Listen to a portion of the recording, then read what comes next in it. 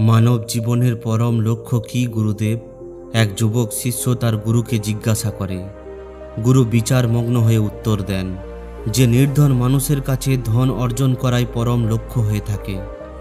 একটি সুস্থ মানুষের কাছে তার সুস্থ শরীরই সবথেকে বড় লক্ষ্য হয়ে থাকে। যে কোনো মানুষের কাছে যে জিনিসটার অভাব থাকে সেটাই তার পরম লক্ষ্য হয়ে ওঠে। সেটাকে অর্জন করার জন্য সে যে কোনোভাবে চেষ্টা করতে থাকে, নানা প্রকারের ষড়যন্ত্র রচনা করে থাকে। ওই বস্তুর অভাব পূরণ করার জন্য অনেক বেশি পরিশ্রমও করে, কিন্তু যখন সে ওই লক্ষ্যকে অর্জন করে নেয় তখন তার মধ্যে ওই বস্তুর প্রতি রুচি শেষ হয়ে যায়। সাংসারিক লক্ষ্যের প্রাপ্তিতে মনের তৃপ্তি কখনোই হয় না। মানব জীবনের পরম লক্ষ্য মনের উপর নিয়ন্ত্রণ হওয়া দরকার, কারণ মানুষের মনই তাকে অসীম শান্তির দিকে নিয়ে যায়, আর অন্য কোনো রাস্তা নেই। আপনি জীবনে যা কিছুই অর্জন করে নিন না কেন, কিন্তু ওই জিনিসে মনের তৃপ্তি কখনোই হবে না। মনই আমাদের মধ্যে অশান্তি সৃষ্টি করে।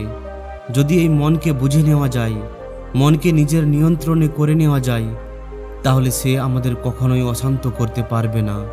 সে এই জন্য অশান্তি সৃষ্টি করে, কারণ আমরা নিজের মনকে বোঝার চেষ্টাই করি না।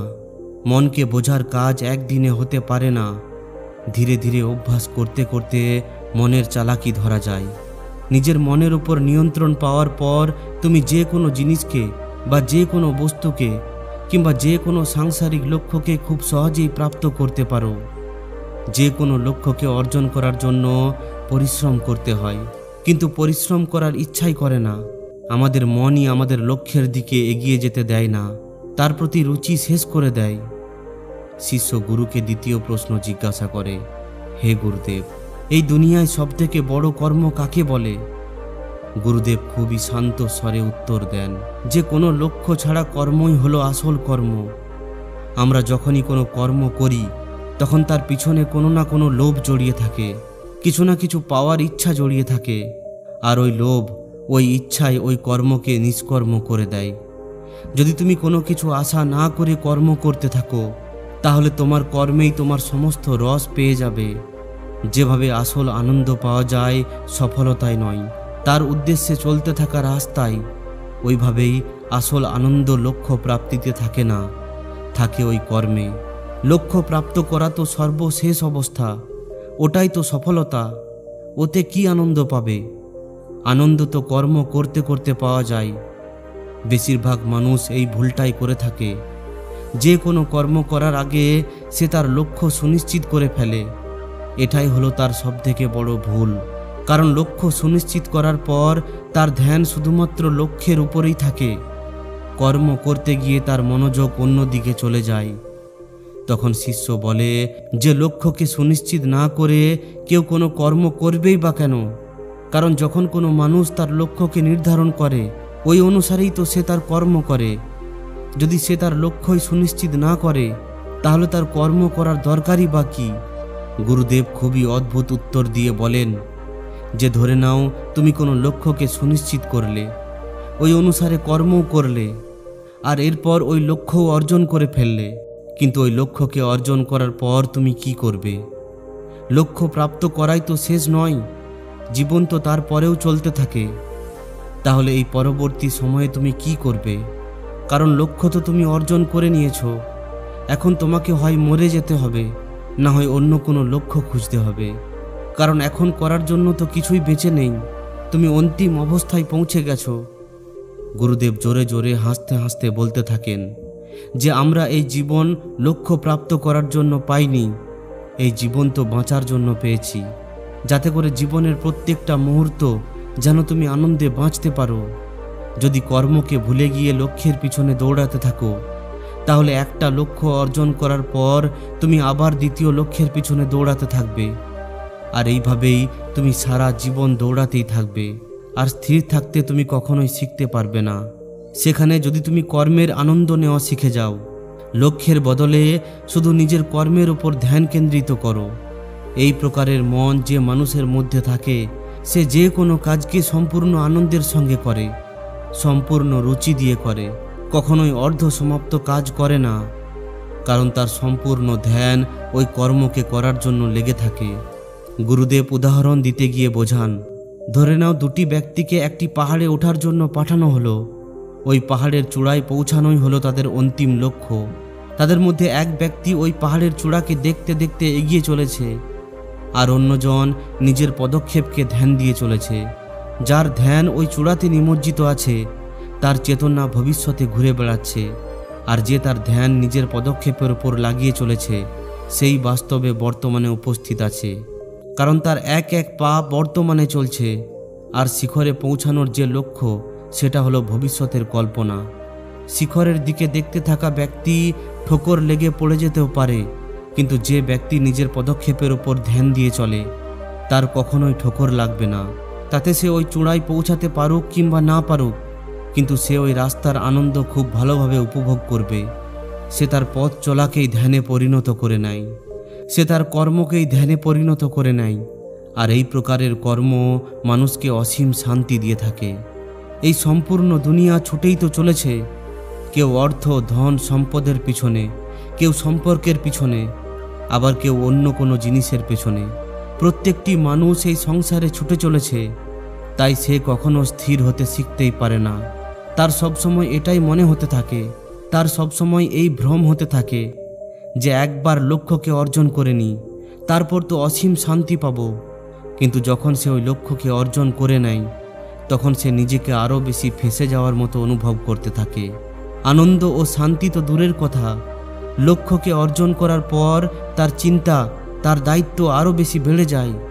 যদি তুমি 1000 টাকার লক্ষ্যকে অর্জন করে নাও, তাহলে আগামী লক্ষ্য তোমার 1 লাখ টাকার হবে, এরপর কোটি টাকার হবে। এইভাবে এই লক্ষ্যে মন কখনোই ভরে উঠতে পারে না। হ্যাঁ, আমরা সন্ন্যাসী ও ভিক্ষুদের মতো নিজের মনকে নিয়ন্ত্রণ করা শিখতে পারি, নিজের কর্মেই আনন্দ খুঁজতে পারি। যেখানে মানুষ সন্তুষ্ট হওয়া শিখে নেয় সেখানেই জীবনে শান্তি প্রবেশ করতে শুরু করে দেয়। আমাদের সমস্ত অশান্তির কারণ হলো শুধুমাত্র আমাদের অসন্তুষ্টি। নিজের আশেপাশে যদি নজর ঘোরান তাহলে এমন অনেক লোক দেখতে পাবেন যারা জীবনে লক্ষ্য তো অর্জন করে, কিন্তু ওই লক্ষ্য অর্জন করার পর তার জীবন আরও বেশি অশান্তিতে ভরে ওঠে। ওই লক্ষ্যই তার কাছে অভিশাপ হয়ে ওঠে। বাস্তবে মানুষ তো এটাই ভাবে যে লক্ষ্য অর্জন করার পর আমি অনেক বেশি শান্তি পাব, কিন্তু ওই লক্ষ্য অর্জন করার কিছু সময় পরই অনুভব হয় যে ওই লক্ষ্য তো নিরর্থক ছিল, তার কোনো সার্থকতা ছিল না। আমাদের মনের আকাঙ্ক্ষা অগুন্তি, আমাদের এই সংসারের যাত্রা কখনোই সম্পূর্ণ হয় না। তখন ওই শিষ্য প্রশ্ন করে, হে গুরুদেব, তাহলে কি জীবনে কোনো লক্ষ্য থাকাই চলবে না? আমাদের কি কোনো লক্ষ্য ছাড়াই বাঁচতে হবে? এইভাবে তো আমাদের এবং জানোয়ারদের মধ্যে কোনো ভেদাভেদ থাকবে না। গুরুদেব উত্তর দেন যে লক্ষ্যের প্রাপ্তি ওই কর্মকে করার উপর নির্ভর করে। যদি তুমি কোনো কর্মকে সম্পূর্ণ মন দিয়ে, সম্পূর্ণ ধ্যান দিয়ে করো, তাহলে এটা নিশ্চিত যে তুমি তার পরিণাম উচিতই পাবে। তুমি তোমার জীবনে কর্ম করে চলো, ফলের চিন্তা করবে না, ফল তুমি নিজে নিজেই পেয়ে যাবে। প্রকৃতি তোমার কাছে নিজেই উপহার নিয়ে আসবে, লক্ষ্য তুমি নিজে নিজেই অর্জন করে নেবে। তুমি শুধুমাত্র নিজের কর্মের ওপর ধ্যান টিকিয়ে রাখো। কিন্তু ভুল তো এটাই হয় যে আমরা অনেক সময় পর্যন্ত শুধুমাত্র কর্মের ওপর নিজেদের ধ্যান টিকিয়ে রাখতে পারি না। আমাদের মন সঙ্গে সঙ্গে তার পরিণামের ব্যাপারে ভাবতে শুরু করে, আর পরিণাম হলো ভবিষ্যতের রূপ। বর্তমানে তুমি পরিণামের ব্যাপারে ভাবতে পারো না, পরিণাম হলো ভবিষ্যতে ঘটতে থাকা ঘটনা। আর ধ্যান তোমাকে ভবিষ্যৎ থেকে বর্তমানে টেনে নিয়ে আসে। সমস্ত চিন্তা, সমস্ত দুঃখের কারণ হলো ভবিষ্যৎ এবং অতীতের কল্পনা। হয় আমরা অতীতের ব্যাপারে ভাবতে থাকি, না হয় ভবিষ্যতের কল্পনা করতে থাকি। খাবার খাওয়ার সময় যদি মানুষ নিজের খাবারের উপর ধ্যান টিকিয়ে রাখে তাহলে এতে তার কোনো লক্ষ্য প্রাপ্ত হবে না, কিন্তু ওই খাবার খাওয়ার সম্পূর্ণ আনন্দ সে নিতে পারবে। কিন্তু যদি ওই খাবার খাওয়ার সময় সে অন্য কোনো লক্ষ্যের ব্যাপারে ভাবতে থাকে তাহলে সে ওই খাবারের সম্পূর্ণ আনন্দ নিতে পারবে না। ওই খাবার খাওয়াকে সে ধ্যানে পরিণত করতে পারবে না। আর বুদ্ধিমান তারাই হয় যারা সমস্ত কাজকে নিজের ধ্যানে পরিণত করে নেয়। যে কোনো কর্ম তখনই ধ্যান হয়ে উঠতে পারে যখন তাকে সম্পূর্ণ সচেতনতা, সম্পূর্ণ হুঁশ আর সম্পূর্ণ ধ্যানের সঙ্গে বর্তমানে থেকে করা যায়। না তার পরিণামের ব্যাপারে ভাবতে হবে, আর না তো তাকে তাড়াতাড়ি শেষ করার ব্যাপারে ভাবতে হবে। সম্পূর্ণ ধৈর্যের সঙ্গে সম্পূর্ণ ধ্যান টিকিয়ে রেখে যখন কোনো কাজ করা হয় তখন ওই কর্মে সফলতা হওয়ার সম্ভাবনা অনেক বেড়ে যায়। কিন্তু মনে রাখবে, না তো আমরা পরিণামের ব্যাপারে ভাবছি আর না তো সম্ভাবনার ব্যাপারে। আমাদের দৈনিক জীবনেও আমরা এমন অনেক কর্ম করে থাকি যেগুলোর পিছনে কোনো লক্ষ্য জুড়ে থাকে না, যেমন খাবার খাওয়া, ঘোরাফেরা করা অথবা অন্য কারোর সঙ্গে কথাবার্তা বলা। এগুলোর পিছনে কোনো লক্ষ্য থাকে না। আর এই কর্মকে যদি খুবই ধ্যান দিয়ে করা যায় তাহলে তোমার সমস্ত কর্ম ধ্যান হয়ে উঠবে। এরপর তোমাকে ধ্যান করার জন্য আলাদা করে বসার দরকার পড়বে না। যখনই তুমি নিজের চোখ বন্ধ করে ধ্যান লাগানোর চেষ্টা করবে তখন তুমি সঙ্গে সঙ্গে ওই ধ্যানের গভীরতায় যেতে পারবে। কারণ তুমি দৈনিক জীবনে ধ্যানের অভ্যাস করেছো, সমস্ত কর্মকে ধ্যানে পরিণত করে ফেলেছো। নিজের সমস্ত কর্মকে ধ্যানে পরিণত করার আমি একটি পদ্ধতি বলছি। ধীরে ধীরে অভ্যাস করার ফলে তুমি এতটাই এর মধ্যে নিপুণ হয়ে উঠবে যে তুমি একই জায়গায় অনেক সময় ধরে নিজের ধ্যানকে টিকিয়ে রাখতে পারবে।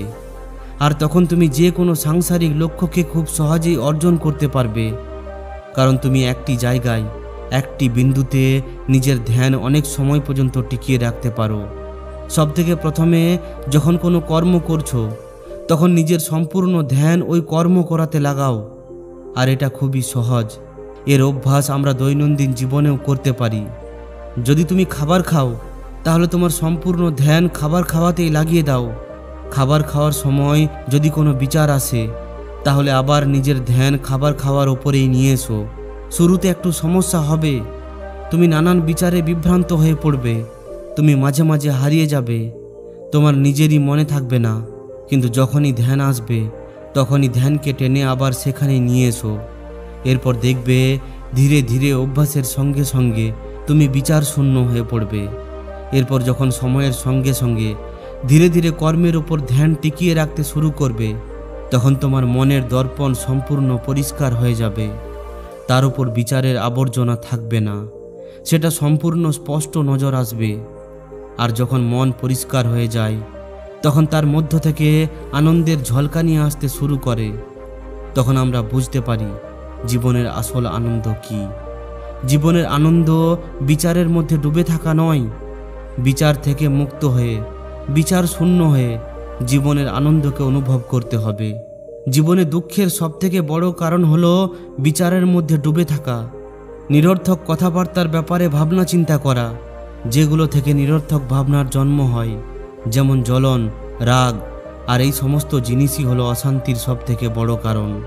এই জন্য যদি এই ভাবনা চিন্তার জন্ম হওয়াকে বন্ধ করতে চাও তাহলে আমাদের এটা দেখতে হবে যে এই সমস্ত ভাবনা চিন্তার পেছনে কি বিচার লুকিয়ে আছে। আর ধীরে ধীরে এই ধরনের বিচার থেকে মুক্ত হয়ে বিচার শূন্য হওয়ার অভ্যাস করতে হবে। ধ্যান রাখবে, বিচারকে জোর করে বাধা দেবে না, শুধুমাত্র তাকে দেখতে হবে। আর দেখতে দেখতে ওই বিচার নিজে নিজেই মিলিয়ে যাবে। বিচারের রাজত্ব ততক্ষণ পর্যন্ত চলবে যতক্ষণ পর্যন্ত আমরা তাকে দেখতে পাই না। একবার বিচার দেখা দিলেই সমস্ত বিচার নিজে নিজেই অদৃশ্য হতে শুরু করে। আর পিছনে থেকে যায় একটা বড় শূন্যতা, যে শূন্যতা আনন্দের স্রোত, যে শূন্যতাকে অনুভব করার জন্য নানা প্রকারের সাধু সন্ন্যাসী সম্পূর্ণ জীবন ধ্যান করতে থাকে। ওই শূন্যতাকে আমাদের গৃহস্থ জীবনযাপন করতে করতে প্রাপ্ত করতে হয়। আর সেটা তখনই সম্ভব যখন আমরা নিজেদের বিচারকে দেখতে শুরু করব। আর দেখতে দেখতে বিচার অদৃশ্য হয়ে যাবে। এটা বলে গুরু শিষ্যের পিঠ চাপড়ে বলেন যে ধ্যান করার মাধ্যমেই আমরা নিজেদের বিচারকে বুঝতে শুরু করব। এই জন্য নিজের জীবনে ধ্যান করার অভ্যাস করো, প্রতিদিন ধ্যান করো, একটু সময়ের জন্যই হোক না কেন। দেখবে তুমি নিজের জীবনে অনেক বড় পরিবর্তন লক্ষ্য করবে। জীবন নিয়ে তোমার চিন্তাভাবনা সম্পূর্ণ বদলে যাবে। জীবন নিয়ে তোমার অনুভব নিজে নিজেই বেড়ে উঠবে। মনের সমস্ত প্রশ্ন নিজে নিজেই অদৃশ্য হয়ে যাবে। এটা বলে গুরু সেখান থেকে চলে যান। তো বন্ধুরা, এই ভিডিওটির মাধ্যমে আপনি কি শিখতে পারলেন অবশ্যই কমেন্টে জানান। যদি এই ভিডিওটি ভালো লাগে তাহলে অবশ্যই লাইক এবং শেয়ার করে দিন। আর যদি এই ধরনেরই শিক্ষামূলক ভিডিও আরও পেতে চান তাহলে আমাদের এই চ্যানেলটিকে অবশ্যই সাবস্ক্রাইব করে নিন। ধন্যবাদ।